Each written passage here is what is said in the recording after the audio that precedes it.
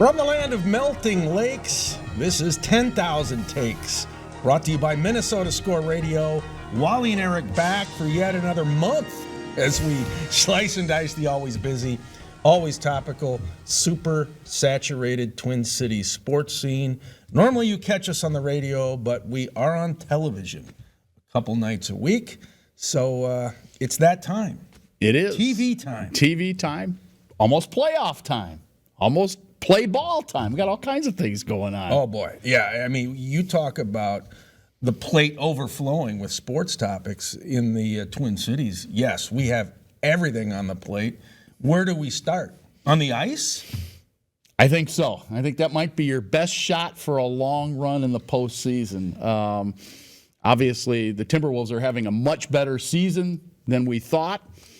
But the Wild are the story right now. They're hot again. They've kind of secured that second spot. Now, let's not forget, they still have 14 games left of the regular season. By this point, they're usually wrapping up the regular season, but because of COVID and the Winter Olympic break and all that, they still have a couple weeks to go. So, but they are in much better shape than they were, say, 2 weeks ago when we didn't know whether they were going to even make the playoffs. Well, they're scorching hot. And what they did over the weekend, Carolina is a very good team. They're elite in the East.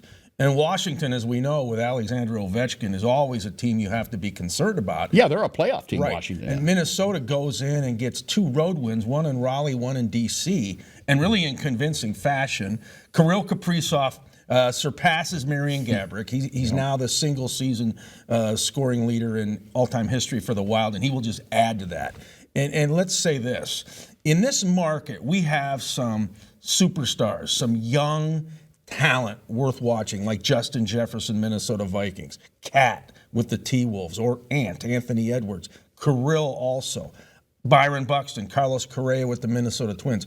I think Kirill might be on top of that list right now. He is such a sensational player, and he does everything. He scores, he dishes off, he will gum it up, he will dole out the punishment, he will take a hit. As Ronald Reagan once said, a rising tide lifts all boats. Well, I think Kaprizov has lifted the Wild boat. Yeah, well, and hopefully they don't take on any water here in the next couple of weeks trying to secure that second spot. And it would be great to have, the number 2 spot in the West. Obviously, they can't because whoever wins the Western Division or the Pacific, what do they call it, the West or the Pacific? I don't even know. The Pacific is a division and the Central is another division. Okay. It's the Western Conference. Okay, whatever. Whatever they want to call it. It's not the North anymore. It's not the North. Like Boris and the Norris. Remember those days? I didn't like those names either. We're talking about confusing. Yeah, it was. But I do like their chances if they have some home ice. And, if they keep winning right now, as they have been, and getting some great goaltending from Cam Talbot and from Marc-Andre Fleury, sure, they have a chance to make a nice run here. I don't think there's any doubt. And we'll dig deeper into this with Wes Walz, who played with the Wild, and he's one of their broadcasters right now. He will join us later on in the show. So it'll be interesting to hear what Wes has to say about a very hot hockey team, the Minnesota Wild. And, you mentioned the T-Wolves off the top. In the history of the Wild/Timberwolves, there haven't been a lot of springs where they've both been in the postseason. That's going to happen.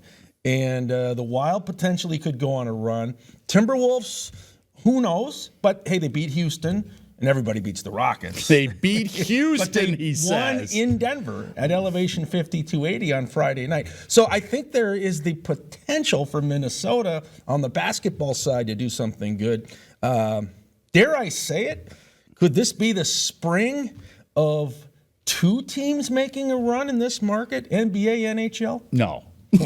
There he is, throwing cold water no on that idea. No, that idea is not going to last very long. Look, Timberwolves are going to be in the play-in game for sure. We know that. They'll have the 7-8 game most likely against the Clippers. Now, they still have an outside chance to get into that 6th seed. Coming into this week, they're a game and a half out of it. So with 3 games to play? Is that what they have left? Yep. Tick, tick, tick. Yeah, the clock is ticking. Yeah, it's home game Tuesday against Washington, then San Antonio, and then the warehouse district, and then the Bulls and next then Sunday. They wrap it up against Chicago. Okay, so with that in front of you, 3 games left, a game and a half out. I don't like their chances to take over the 6th spot. So they'll play the Clippers probably next Tuesday. That's what it sounds like. I'm in a conundrum now. Uh-oh. Because the Dodgers are here next week. Oh, please. And so potentially Let's not next miss Tuesday that. night, we have the Dodgers and Twins. Well, hey, look, the Dodgers are a big deal, man. They are to you. Well, they have a fan base that's nationwide. Remember, they began in Brooklyn. And I'm not talking about Brooklyn Park. I'm talking about Brooklyn, New York. But so you'll have the Dodgers at trendy Target Field and the Clippers at Target Center. Well, you could do both. Just walk back and forth. That's what I plan on doing. I'm sure you will. I've actually been at a Timberwolves game and left and gone across Target Plaza and gotten into Target Field in 3 minutes. So I can watch a slam dunk, and in 3 minutes I might see a home run. Well, you might see a home run for the other team based on that Twins pitching staff, the way it's been lately. Yeah, it might be Freddie Freeman, the newest that's priced right. LA Dodger. I forgot Freddie Freeman is part of that Dodger That's right. lineup now. Well, Carlos Correa's on the Twins, so Carlos Correa. I'm anxious to see how he melds into the Twins picture. Yeah, and we'll see how he adjusts to April weather in the Twin Cities. No retractable roof here like they have Down in Houston at Minute Maid. Yeah, we'll get into more on the Twins a little bit later. But the Wolves will play the Clippers most likely in that 7-8 game. If they were to win, they become the 7th seed going forward in the playoffs. If they lose, then that spins things. Then they have to play the winner of the 9-10 game. And it looks like the Lakers are going to be out. Imagine that. That's what, San Antonio and New Orleans playing in that 9-10 game? So they'll play the winner of that, and that would also be, heck, Glenn Taylor could get 2 home games, 2 home playoff games, regardless. 2 gates of $17K plus. The tarps aren't going anywhere, by the way. And let me say this, because you really want to be the 6th seed, right? That's the guaranteed playoff ticket punch if you're number 6. Right. Here's a team, Minnesota, and I've been, gushing about the T-Wolves for a while. Now, they're much better, but they lost twice to Orlando, a bottom feeder. Right. I think they have 1 or 2 losses to New Orleans. My point is, all of these games do count and they add up. And when you have clunker defeats, like to the Magic, sometimes it can be the difference between a 6 spot and a 7 spot. Yeah, well, it shows you play that 82-game schedule. Whether you win or lose them in October or win or lose them in April, they're all marked the same. They add them all up. They add them all up, just like baseball, whether you win them in April or win them in October. Hey, it's just the opposite, isn't it? April and October. Yeah. The same. All right. All right, Wes Walz waiting, I guess. Yeah, his shift is coming up, so stick around. This is 10K Takes, your T-Wolves ticket.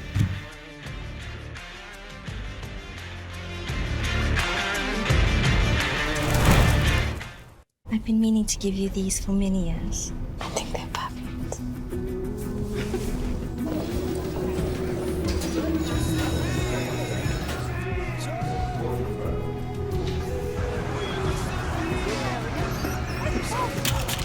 Maya? Oh, I love your earring. Why didn't you try these? It isn't just about vision. It's about care. Nobody cares for eyes more than Pearl.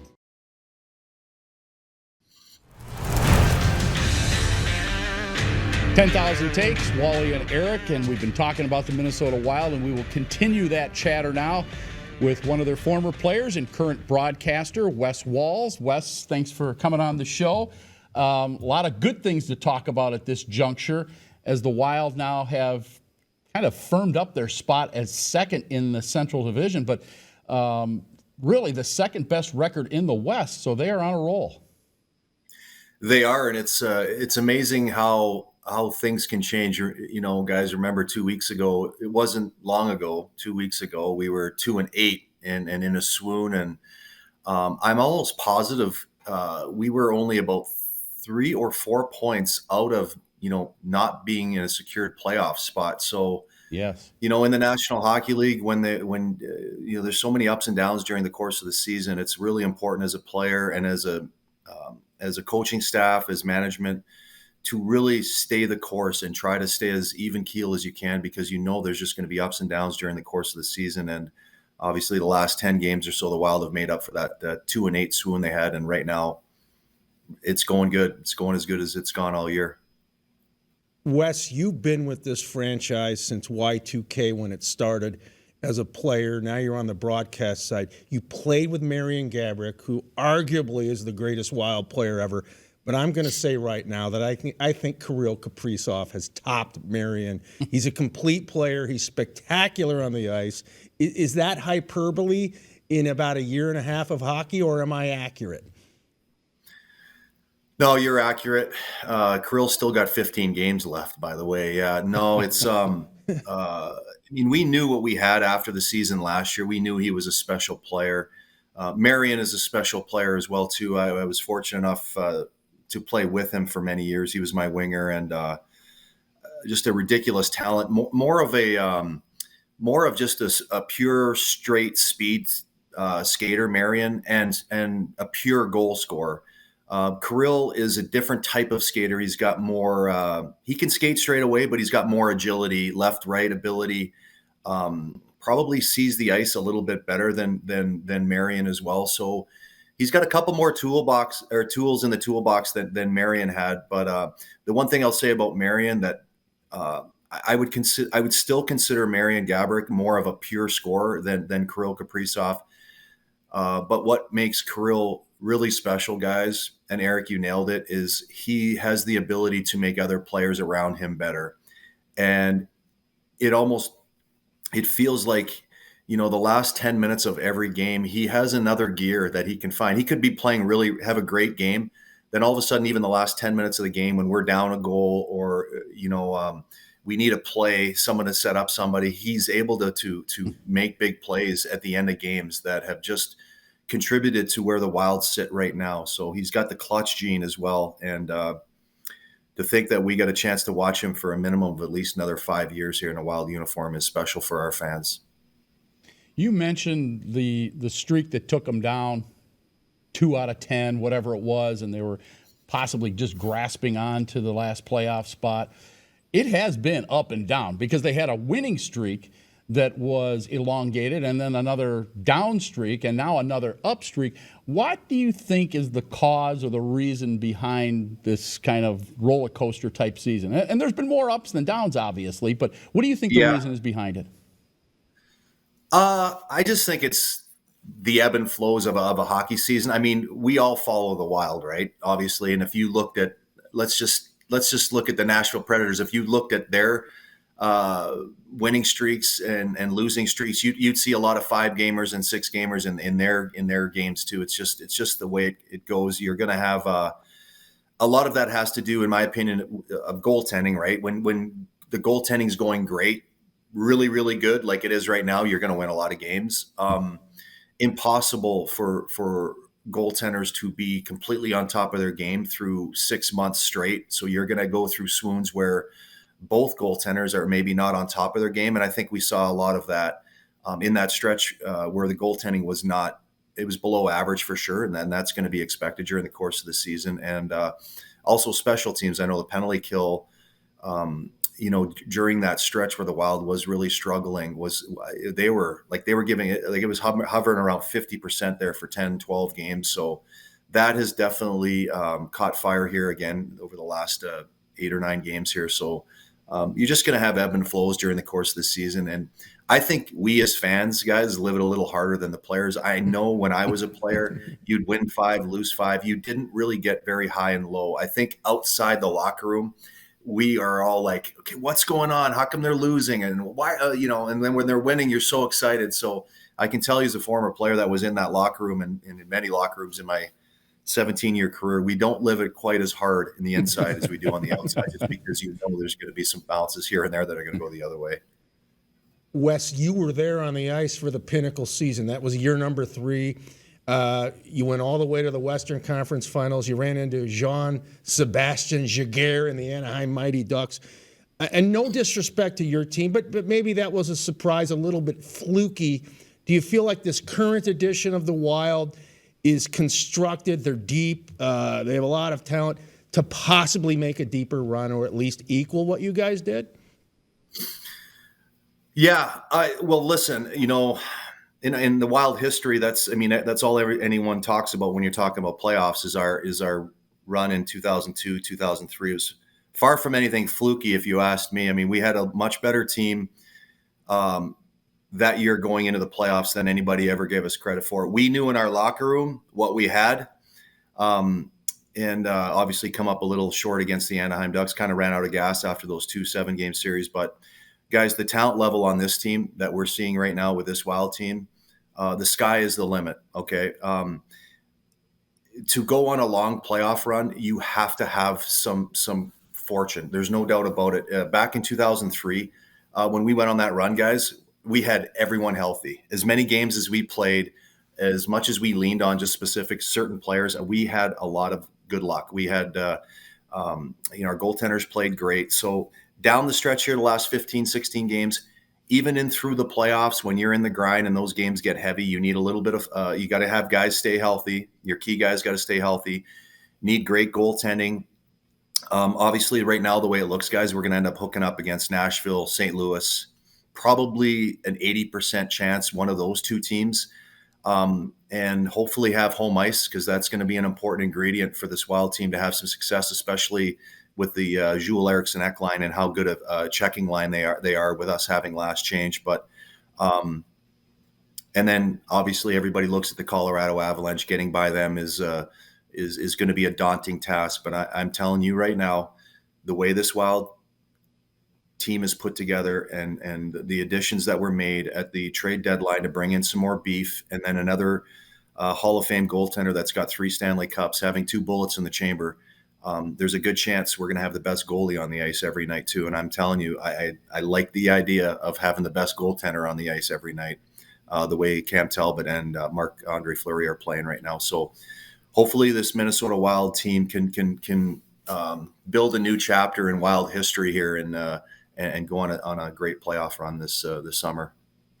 Do you think that the addition of Marc-Andre Fleury has ignited Cam Talbot? Sure seems like he's playing a lot better since Fleury's gotten on the roster.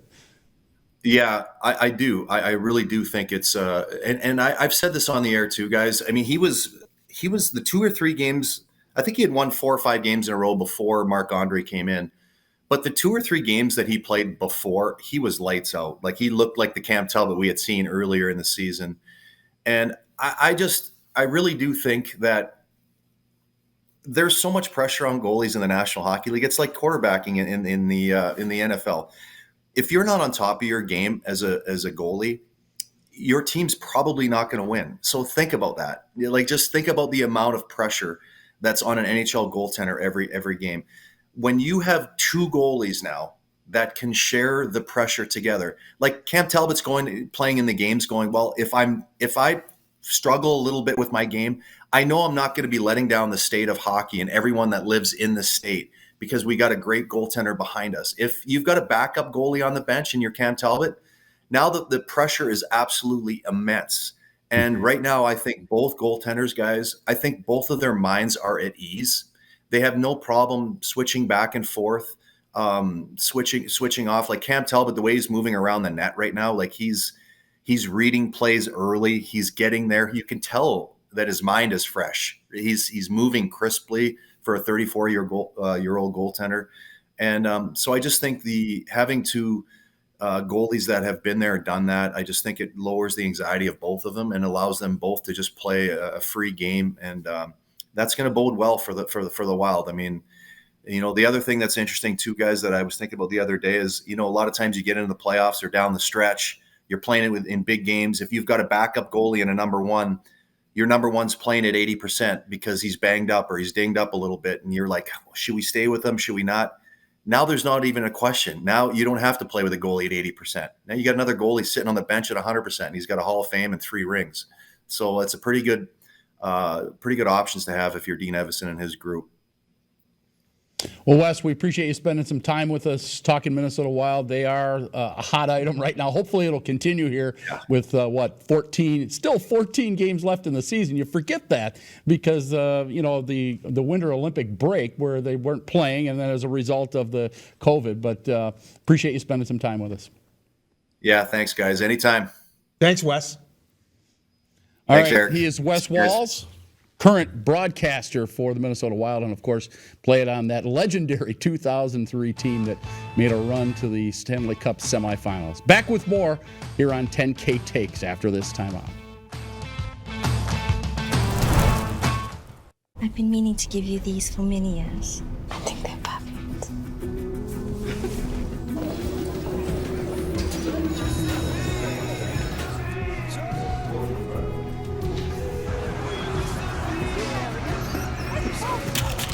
Maya? Oh, I love your earring. Why didn't you try these? It isn't just about vision, it's about care. Nobody cares for eyes more than Pearl.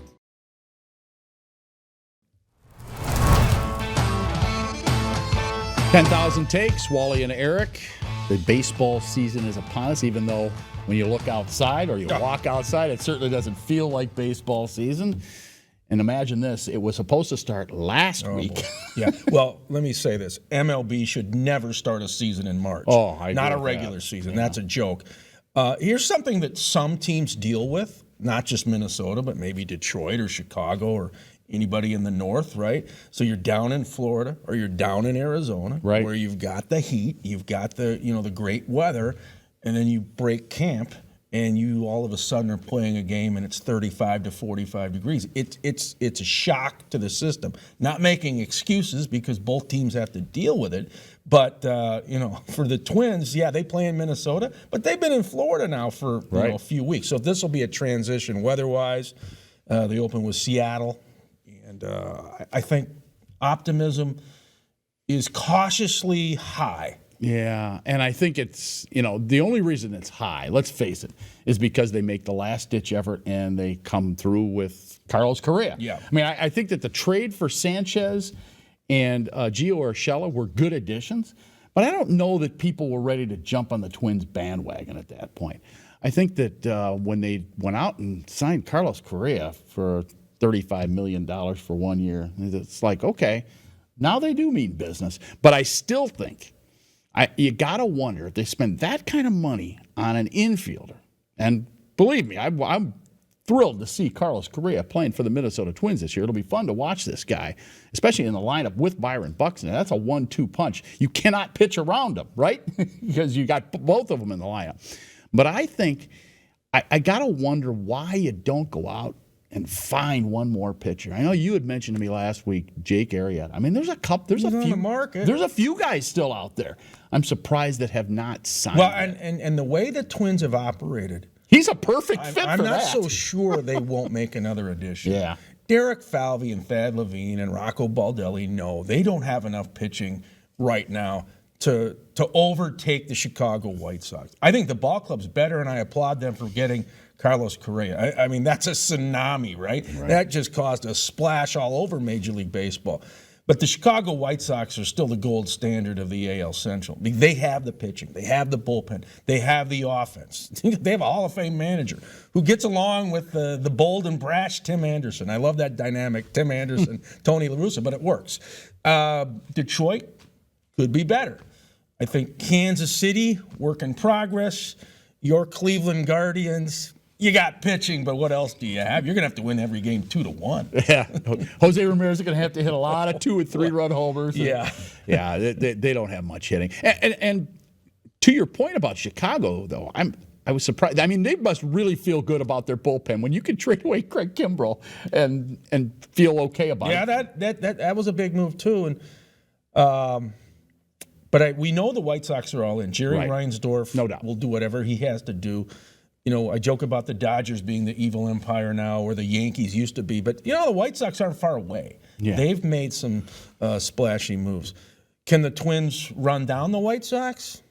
Right now, I would say no, but I think they certainly have caught the White Sox attention. Well, I think they got everybody's attention when they went out and signed Correa. I mean, like I said, picking up Sanchez and Urshela in that trade, you traded Garver. I mean, you really were just kind of moving pieces around. But when you sign Carlos Correa, you've added somebody that's going to either bat second or third in your lineup.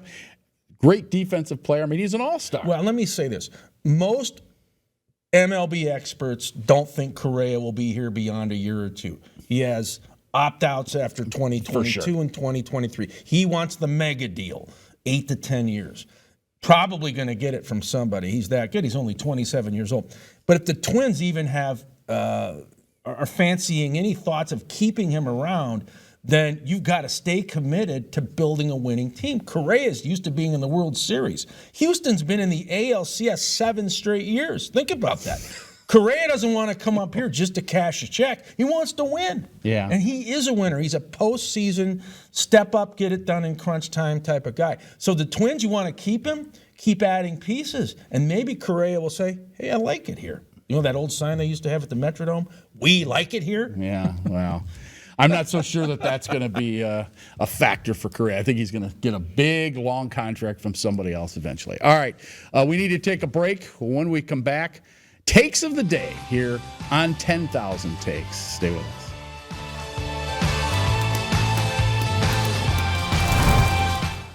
I've been meaning to give you these for many years. I think they're perfect.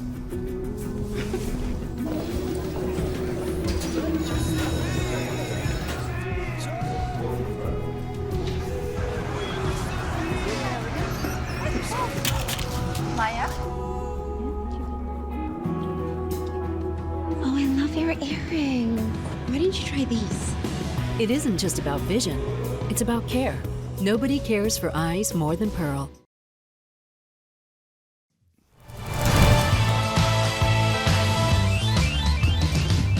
$10K takes on television.